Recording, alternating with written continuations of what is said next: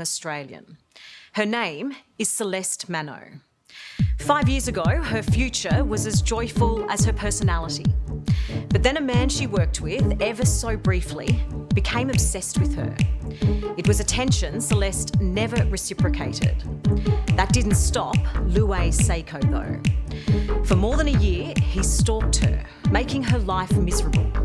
And in November 2020, he broke into her home and murdered the 23-year-old. What has Seiko done? He'd figured out not only where she was by following her car, through stalking her through her Instagram photos to figure out exactly which house was hers, which room within the house was hers as well. It was November 16, 2020. Celeste and her mum, Aggie DeMoro, were the only ones home. It was bedtime and they were saying goodnight to each other. What was the last thing you said to her before you left? I walked to the door and said, light on or off? And I think she said, leave it on, I'll put it off in a minute. And I said, all right, love you.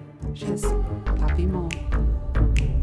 Just before 4 a.m, armed with a hammer and a large kitchen knife, Seiko smashed through Celeste's bedroom window and violently attacked her. Inside, Aggie is desperately fighting to save her daughter's life. Breathe, sweetie, please don't leave me, don't leave me.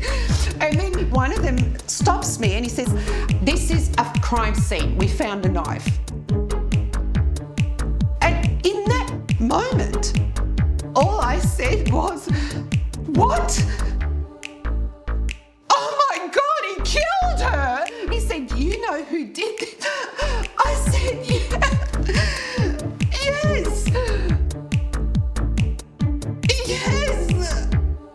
She's only been stalked by one.